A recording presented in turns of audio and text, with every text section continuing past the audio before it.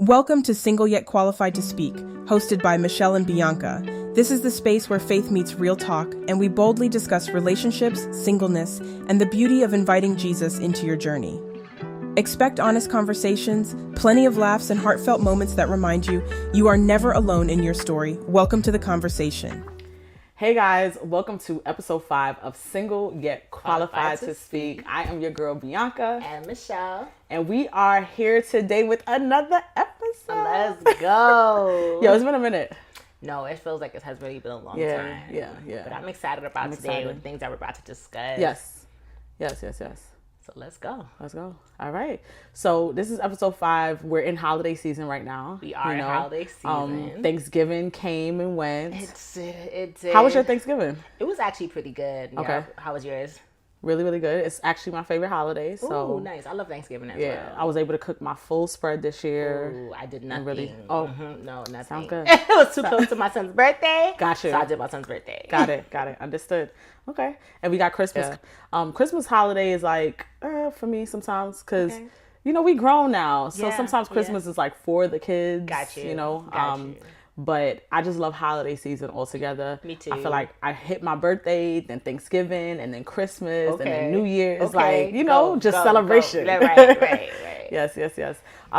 But we kind of just want to like talk about holiday time, singleness, trauma, triggers, and triggers on the holidays, the grief sometimes, right? Real things. Yeah, that people experience during this time, and I hate to use this phrase because every time I hear it, it's like, but they say there's this seasonal depression that comes on, right? That's real, and it's real for people, and even as we think about how everything that's happening is happening at a very fast rate, and this is like one of the most busiest times. People are actually going through a lot during these times, this end of the year run. So let's talk a little bit about that. Like, what does that look like for you when you think about triggers during this time? Well, for me, I love Christmas, and I think I love it so much because I have kids, so it's like a lot of celebrating them. I definitely understand the perspective of it not being about me. But I don't know. I think for me, when I think about trauma and triggers, I think about how every year Christmas looks different. Like especially you talk about from a childhood and then into parenting and relationships and then into like singleness. Right. Every year in singleness, Christmas looks different, but based on your relationship status. Exactly. So I think I definitely understand how the holidays can be a trigger and can be a hard time for people. So yeah, that's what. How about you? Yeah, I mean, like you said, it changes over time, right? There was a couple of years that I was married, doing holidays as a married woman, and then being single or being separated first, because there's a difference, right? First transitioning out of having a holiday with somebody, and now, going back to the family and that dynamic, and it kind of like, getting adjusted again. And then just happy and single, what that looks like in holidays, and pretty much, standing 10 toes down on the fact that, y'all not gonna keep asking me about marriage and kids, what I mean? So it does look different, but I think the precedents that was set from my family kind of helped me a lot, because holiday time with my family has always been like this big thing. So I was always surrounded around a lot of people during Thanksgiving, during Christmas. And, we do a Christmas brunch every year where literally everybody and their mother literally, gathers together, and we're having a grand old time. So I don't even think I had a chance to grieve in those moments, right? Maybe when I left, or even before leading up to it. But in that exact moment, because I was just surrounded around so many people, it wasn't really something that hit me right away, But how was holiday times with your family? Like, what did that dynamic look like? I think growing up, family, Christmas time was really about Christ. Like, my parents try to make it seem like we open the gifts later. Like, it's not about you. It's Jesus' birthday. And I do appreciate that. And then I had my kids and I have my family. And we kind of incorporated some of those same things. Like, we go to church on Sunday, on Christmas Day. And then we do like a breakfast. And, we're really intentional about making it feel like we're honoring whose birthday we're actually celebrating. And when I think about like my personal journey outside of like our family dynamic when it comes to like Christmas and the holidays, I think the two things that are triggers are like finances, right? And gifting, right? Because outside of Christ, which is the true reason for Christmas, Come on, Jesus. right. Those are the next two things. Yeah. It's like, okay, as a parent, am I going to be able to get my kids the gifts that they want for this holiday? And am I going to receive any gifts, right? And am I going to receive gifts that I like? You know, like those are like the two things, right? So, and I think that it's funny enough that wasn't always different. It wasn't always different in relationships. Like sometimes even in marriage, it was kind of like, am I going to get the right gift? Like, does this person know me well enough to actually get me the things that I like or the things that I want? Yeah. So let's talk about gifting for you. Like, are you expecting gifts this Christmas? So you know what's crazy? So you know how they do the whole love language thing? Gifts is last on my list. Okay. So I'm not even like on a regular gift person. Okay. Right? And it's so weird. Like, there were times that during my marriage that the sorries would be a gift and not a sorry. Okay. And I think I got this disdain towards gifts. Like, Okay. you don't get to not say sorry to me and just buy me something. Like, you know what I mean? Got and so I started. So the gift is not the apology. Exactly. Okay. Exactly. And I think I started having this like weird feeling towards gifts because it almost feels like this superficial way of showing, you know, that you care. And that was my story based on what happened. Okay. You know? So I always had this weird thing with gifts. Okay. And it's just something that I never really attached myself to. So when it came to the holiday time, my expectation wasn't really there to receive gifts. And even while I was married, I was more so the like, let's spend time together, you know, like, you know, let's sit with each other, play games, watch movies, have conversation. That's my gift right there. I'm good on that. And then even with my family's Christmas brunches, like it was a rule that we are just buying for the kids. Like we're not buying anything for the adults because this is their time. And so we kind of like crafted it that way that Christmas now became a kid holiday. And so even now looking forward to having holidays with my future husband, I don't know what my expectation is with that. You know, I don't mind it, but it's not like, oh, I need this. I don't have a Christmas list or anything like that. I just want to be up in his skin. Hello. But before marriage, like you saying your future husband, I'm talking about in the dating scene, like what that looked like for you. So I feel like it's the same. It's similar because I don't have that expectation. I want to go somewhere. Like I want us to watch movies. I want us to. I don't even mind the cheesy matching PJs. Like it's not really my thing. No shade. It's not my thing, and that's why I'm saying it's cheesy. But I wouldn't even mind that because I'm big on quality time. Like I'm big on just spending time. So for me in the dating world, I don't have expectations for gifts. Like I just want you to be there. Yeah. I think when I think about it, I think I do have expectations for gifts. I'm not a materialistic person, but I think gifting says a lot about understanding me. And thoughtfulness. Right, and thoughtfulness. So it's not really the price of the gift, it's the understanding of what I need in this season or you know, like what benefit, like what adds to like my season or my space that I'm in, which means like, do you really understand who you're giving this gift to, who you're buying this gift for?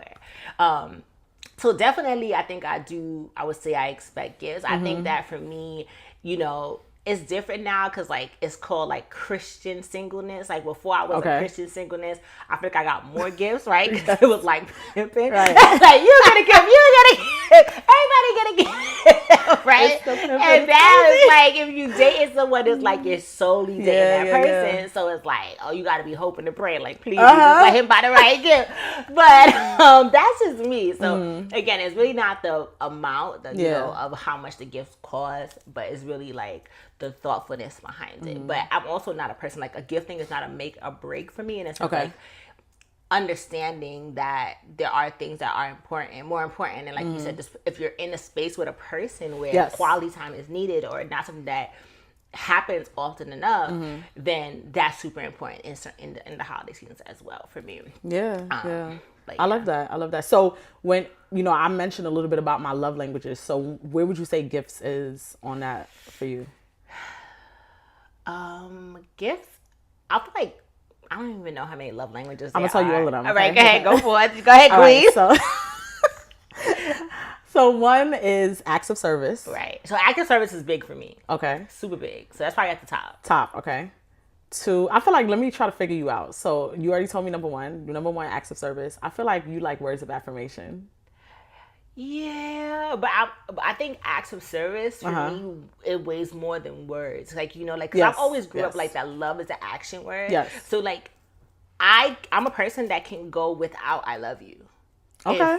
If I love you is in your behavior, it's in your action, it's in how you treat me. Like, I don't appreciate I love you, and then I don't feel the love. Yes. Yeah, Yes. like I feel like they coincide, right? They do. But I for me, acts of service is top tier. Okay. Like I literally can do. You know, I grew up in a West Indian home. Like we're not from a, I love you culture. You know, we're not that. But I knew that my parents loved me because of how they showed up for me. Yeah. So Okay.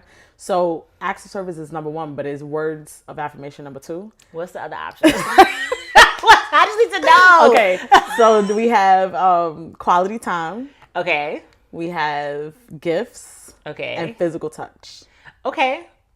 So I feel like you said quality time. Quality time is important to me because I think quality time it gives you an opportunity to learn each other. So maybe it would be the acts of service. Okay. Quality time. And to me, quality time has to be like enriched. Like it has to be rich. It's not like quality time is not just like Netflix and a movie for me. I'm sorry. Okay. That's not giving quality? It's giving wasting my time.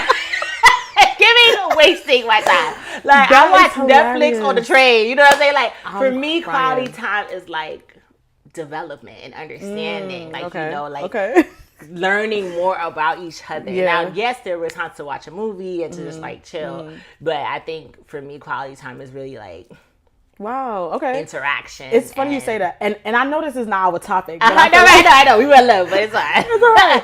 But it's funny you say that because I'm like, I could be working and I just want you in the room with me. And you wasting my time. Jesus have mercy. I just want to see that you're there. And you could be working too. Like we both working from home. You working at your desk. I'm working on the couch. As long as we in the same room, that's time for me. That is No, not for me. Like we're not working at the same place. Like we're not living on the same block while we're dating. Like I like to come home and like tell you how my day was. Okay. Like if you already know, like then we got nothing to talk about. I don't be like, I had, and you say eggs. Like you finish my sentence. No, I want to tell you I had extra breakfast. I got you. So not that. Yes, I'm not saying never. I'm not saying we should spend time together. We should be in the same room. You know, if I'm not saying if it was, we would had to be in the same room. That was an issue for me. No, but I am saying that I do appreciate time apart as well because I'm like then it's like a level of excitement when we do come back together. Okay. For me to say, hey, what happened for us to share, for us to, so there's some mystery. Yeah, not as a mystery. I'm pretty sure you talk to your significant other throughout the day, but again, like every day looks different, but every day, all day, not me. Got it. So what you gonna do when you married? Like, what if y'all both working from home? We're not. I am crying and I'm done with you. Let's move on to the gifts. We're not working from home. We can work from the library. All right, different time. All right, back to Christmas, but we're not working from home. Okay. So on your list, so you mentioned acts of service, quality time. Quality time is important. And where's gifts on that? Is it 3, 4, or 5? What's those 3 again? I'm sorry. Words of affirmation. Words of affirmation and physical touch. Yeah, I mean, I think all of them are important. They always apply. Yeah. So maybe it would really be the acts, the what is it? The quality. The quality time, the words of affirmation. Then what's left? Gifts and physical touch. I'll probably say maybe physical touch and then gifting. Okay. It just depends, like again. And it varies and it can change because mine changed recently. Got you. I was not really a physical touch person, but I'm becoming that. Okay. So it can definitely change. I think timing is just important. Yes. Like I feel like as long as it's a balance, like again, like if I'm not good, like if this relationship is not healthy, physical touch ain't it. Like, you should probably not touch me. You probably shouldn't talk to me either. But from there, no, 6 feet. Hello. But I think that goes back to understanding the person. The person, yeah. So I think all of them are important, like physical touch, gifts. I'm not saying I don't want no gifts. I'm not saying I don't want you to ever compliment or all those things. But I'm just saying that it's important to everything that I think the whole package, like what is packaged in. So for me, acts of service is like the bag, and then you could put everything else inside of it. Like, you know, it holds everything else together for me. Okay. Cool. Good information. So if somebody during holiday time wanted to date Michelle, right? Like what gift, and we're not giving away too much secrets, right? Because we want them to figure you out, learn you, right? Yes, do the work, right? But what type of gift would be like, yo, I don't know, this might be the one. Ooh, it would have to be something like meaningful. And I think, I don't know, like, it's a good question. I think it would have to be something that I didn't say. That's super important to me. Like, not that you don't, like, sometimes you got to make it clear, like, you know, I need X, Y, and Z, but I do appreciate things that are done without, like, it being said, like, without, like, you know, like, if you see me outside with no jacket in the winter, you know I need a jacket for the winter, like, so without me having to say, hey, I'm cold, and you buying a jacket, that's like super important to me. Okay, cool. How about you? I saw a video the other day on Instagram where there was a husband who, I think him and his wife, like, they were in a store or something, and she was like, I'm coming back for this for my birthday. And he came back and got it. Got you. So, you know, even though she didn't ask for it, it was something that was said, and he made sure that, you know, he purchased it. I don't really like surprises, but we can talk about that another time. But I don't like bad surprises. I like surprises. But what's a bad surprise? When I'm surprised and I'm not happy. Like, you surprise me, I'm like, huh? Oh, and it's like, underwhelming. It's like, that's not what I wanted. That's not what I like. Gotcha. You know what I'm saying? So I think that's the only times for me a surprise is bad if it's not in alignment with who I am. Like, you know, surprise me with a stripper. Like, what? I don't like strippers. Like, you know what I'm saying? Like, surprise me with the things that I like. You know what I'm saying? So I get that. There are good and bad surprises. I just don't like being surprised. And I think it's the controlling part of me. Yeah. Because I don't like the unknown. I can see that. Yeah, it's like, why did you do that without me knowing? Wow. Yeah. Okay, we gotta talk about that another day. We gotta talk about the therapy. Big facts. And I'm aware of it, right? Okay. I'm aware of it. It's not even something that I'm like, oh, I don't know. No, I'm aware. Okay. It's a controlling thing for me. I don't like the unknown. I don't like feeling like I'm not a part of what's happening.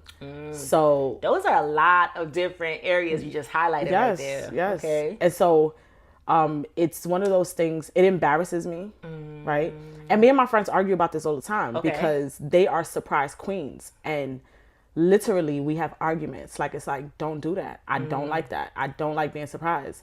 Like, I went away recently, and I'm not going to call her out, but one of my very close friends decided to gather some of the girls to come into my apartment and straighten up. So when I came home, I was very upset.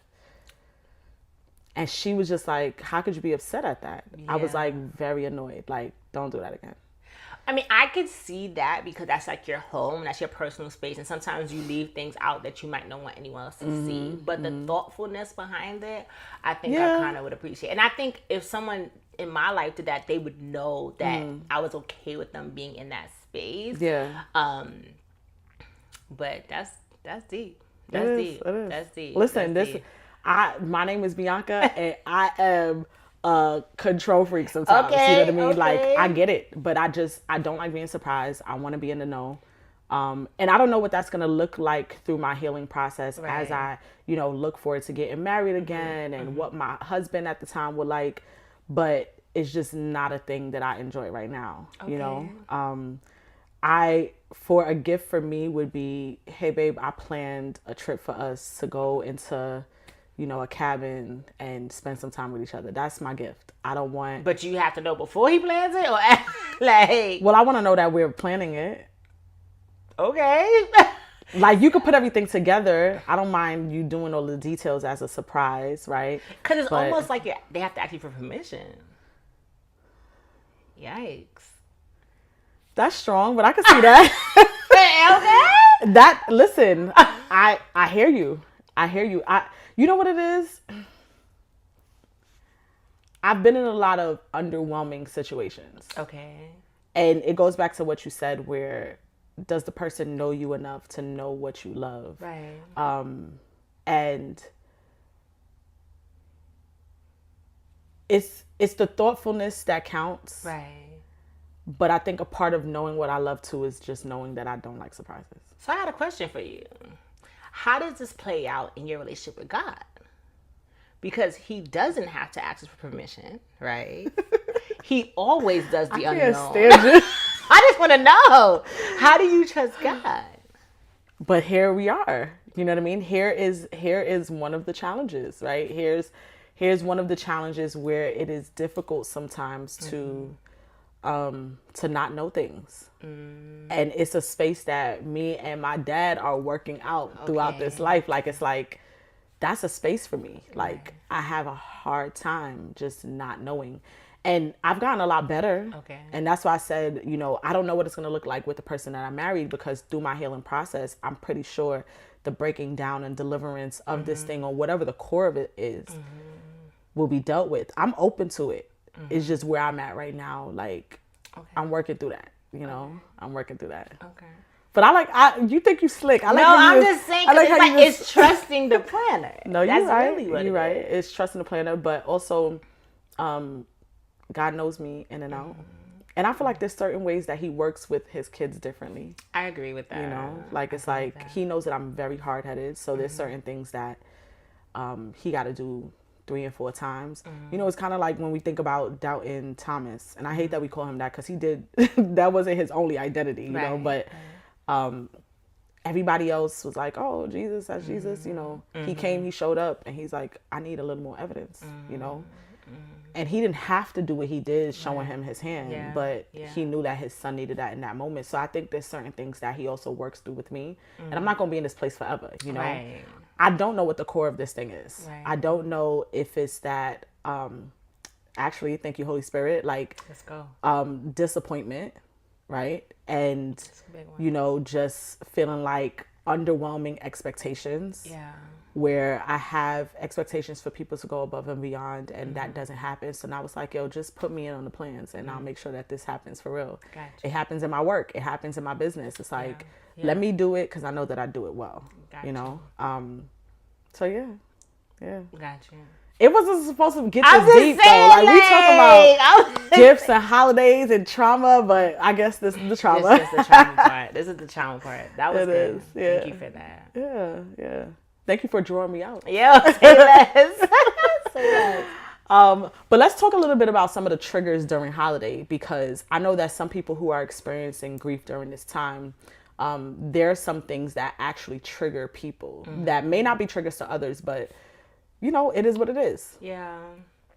I think when I think about triggers, especially in parenting, I think it's when people like ask your kids like what they want, or give your kids expensive gift ideas, and they're not buying your kids these things. No. And it's like, you know, as a mom, you know, thank God I'm somewhere in a different place now, but that has been triggering, because I'm just like, okay, yeah, you want an iPad? And I'm like, girl, I can't afford an iPad this year. Like, how? And, yeah, right. You know, so I think those can be triggering. And I think also when people make Christmas out to look like one way, or holidays to like joy in holidays to only look like one way, and almost implies either directly or indirectly that if it doesn't have a certain format or a certain head count, that there's lack of joy in it, or if because it looks different this year than it did last year, like people go above and beyond to impress like feelings on you that they expect you to have, and they don't just take your truth like I'm okay, or no, you know, how you doing like without this, or how you doing without that, and I'm like, I'm good, like don't put your stuff on I was good January through November, like why all of a sudden I'm not good in December, so I think those for me are triggers, not so much the holiday itself, but people putting expectations on me, or feelings, or you know, whatever they think I'm feeling without actually just letting me share my own truth. Yeah. It's like when they talk about at the dinner tables and the aunties and uncles is like, so when are you getting married? Or you're married and they're like, so when are you having children? You know, it's always that time where people hear those type of questions. And so I could definitely get that. I think for me, it's the transition of knowing what holidays are like with somebody. Yeah. And then now holidays without somebody, you know, because it's always this like really cutesy, you see on Instagram, the matching PJs and the pictures and the photographs. But not everyone that's with someone is happy. Like, well, that's a whole nother not everyone ball game. in the matching PJs have matching emotions and matching feelings and matching love. Right. So, I'm out of here. You know what I'm saying? Like, let's not. No, very true. Very true. That's why I'm not triggered by it, by because that. I'm like, listen, you could put the matching PJs on, but how's the heart? Like, how was January through November before the picture? How was 5 minutes before the picture? Like, how was 10 minutes after the picture? Like, you know what I'm saying? So don't feel pressure to create an image and fake a joyous holiday when you can actually just do what makes you happy. That's it. Yeah. That's it. It's funny you say that, because we know that Instagram is just this very glorified photo op space, and we only show the good stuff. Like we ain't rolling out of bed and, you know, I mean, some of us, because you know, I don't care. I be having no eyebrows on, talking to the people. It is what it is. It is what it is. But it's always this photo op, like, let's put out our best pictures, our best moments, right? And that's just everybody. It's our soapbox to present our best selves. But like you said, on the backdrop, there's just a lot going on that people don't know about, because I feel like just talking to people that I know during this time, like, everybody's going through something. Yeah. Everybody's going through, you know, what we would consider, you know, transition or whatever the case is. But holiday time and what it's supposed to look like and how it's supposed to feel, a lot of people are just not feeling that. And but I want to even push back on the supposed to, because who defined the supposed to? You know what I'm saying? Like, and I think that's really what, when it comes to trigger, how we trigger ourselves, is that we try to live up to what is supposed to. And we define our supposed to. Yeah. Like, we're supposed to be happy. That's it. Like, we're supposed to be, you know, what I'm saying? What does that look like? What does that look like for you? No one can define my supposed to. So I think, don't trigger yourself by trying to create or to present something that is not true. Just because it's a holiday season, I have to have this holiday picture. I have to have, you know, like a certain amount of gifts under my tree when I take a picture on Christmas Day. You know, some of those boxes are probably empty and people just wrapping them and taking pictures of that crap. Like, you know what I'm saying? Like, me and my Gucci, and then we returning that crap because we couldn't afford it. And like, I'm not doing none of that. Like, you on one today. You on one today. I'm not doing none of that.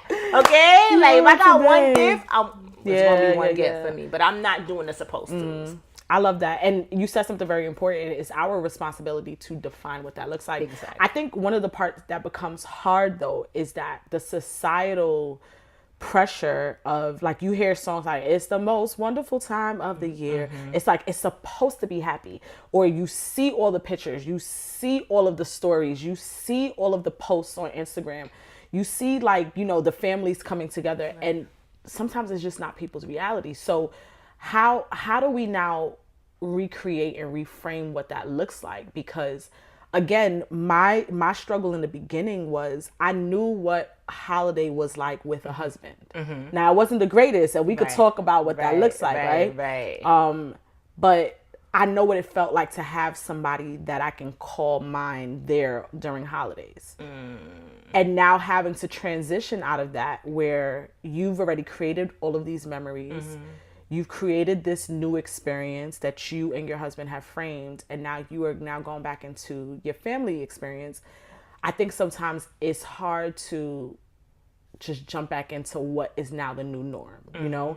And I think we got to acknowledge that, you know, that some people are grieving what was because they've created so much stake in the fact that I had somebody. It was just, it was all good about a week ago. Right, you know what I mean? about a week ago. Right. Like, so why now I have to create this new norm?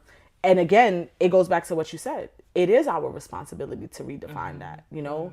And how do we now gain the tools to say, this is what it was, this is what it is, and it may be different a little later, because like you said, it changes with the season, changes with the relationships. Like you might be single 2024, and in 2025 we see you boot up married with a kid, and now you're recreating that experience. But it's about knowing where you are now and how we actually like revalue that, you know, repackage that. You well, know? for me, I think that when you sing, it's the most happiest time of the year.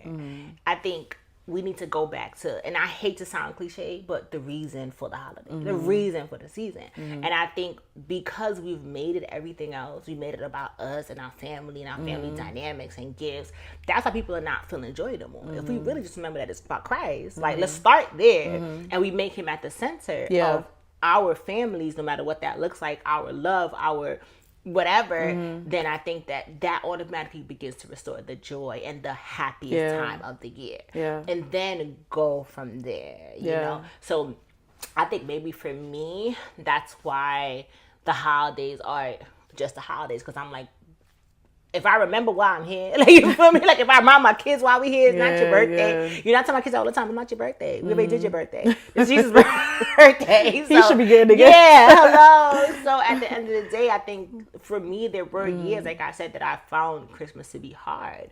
Because I was so focused on the gifts and the finances and, you know, the pictures and who's at the table, who calls me and like, like that. But I think that doesn't have to just be centered around Christmas. That's around birthdays. That could be around Valentine's. That could be around so many other things.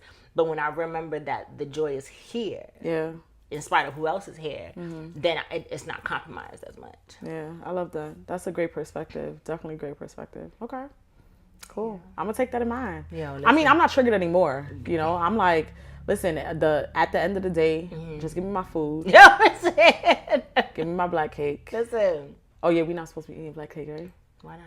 Because we want to fast from sugar. Oh, yes. Scratch it off the way. Definitely scratch it off. But give me my food. Give me my food. You know, give me my family. My family's huge, so you know, we definitely have big experiences, and I don't got time to be thinking about nobody man. Listen.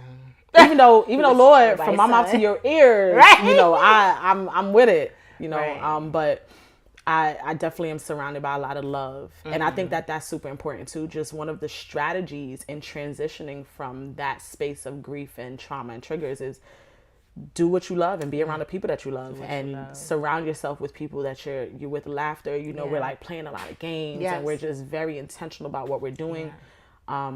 Do the things that you love, surround yourself with the people that love you, and so that your mind is not on what you have idolized in the past, you know, as to what this season is about. So, and it's okay to create a new norm. Like it's absolutely okay to create a new norm. So I think when we compare to what it was and what we look for what we want it to be, we lose sight of what's just what present it is right now, and we lose joy for what's present right now. And you could find good things in what's happening right now. Definitely can. We could kind of, you know, ended up here, but when you think about Michelle married, excited about your husband, in a loving relationship, not fronting for the gram, what does holiday time look like for you? I don't think it's gonna change much, you know, unless I find a partner that has already things in place that he's interested in. But I think it's literally gonna still be Jesus at the center, you know, family time. You know, I meet with my family on Christmas Day. Too, we open gifts with the kids. So it's kind of some similar stuff like that. And then really just like chilling. Like I love games. Anyone that knows me knows I love games. So a little bit of that and some good food. We do like a Sunday dinner. So again, like unless I meet someone who's coming with like these traditions that are meaningful to them, it's pretty much going to be centered around some of the same things. So I mean, the only thing that might change is the extra seat at the table. Come on, extra seat. Come on, extra seat. Okay, all right, I love that. But I'm not going to be sad until that seat is filled. Like I'm going to be That's that part. Right. That part. Gonna enjoy these holidays, period. Yeah. Okay. And similar to me, like I have a huge family, like I said, and so my excitement of bringing them into, you know, our tradition and also meeting that person's family. Well, not meeting, because by that time, hopefully, you know, we're not married. Right. But, you know, spending the holidays with his family as well. I'm a games person too. I like being around my friends and family. So having like, you know, our Friendsgiving and our Friendsmas, as they say, you know, those type of experiences are meaningful for me. And then, you know, ending off our days with just me and him, you know, that I look forward to that. And I'm a cheese ball, so, you know. See that. You can see that? No shade, no How? shade. No shade. No. How can you got this tough demeanor, but you like, I just want him in the room. Oh, no, I'm a marshmallow. Lord, send me a manly man, and I am want him melting. to be in the room. Yes. We can work together. I'm like, okay. You're exposing me. No, you expose yourself. No, listen. We're going with it. We've been working too hard. Yeah. No, I love that. I'm a marshmallow. I'm a cheese ball. I like cheesy things. And that was one of the things that kind of got lost in my marriage, because he used to always be like, oh, that's cheesy. Nobody want to do that. You know, big hardback Jamaican man. Like that. Don't start. Don't start. All right, I'm sorry. It's a hard pill to swallow. A hard pill to swallow. All right, we're going to end here, guys. Yes. All right. Well, until next time.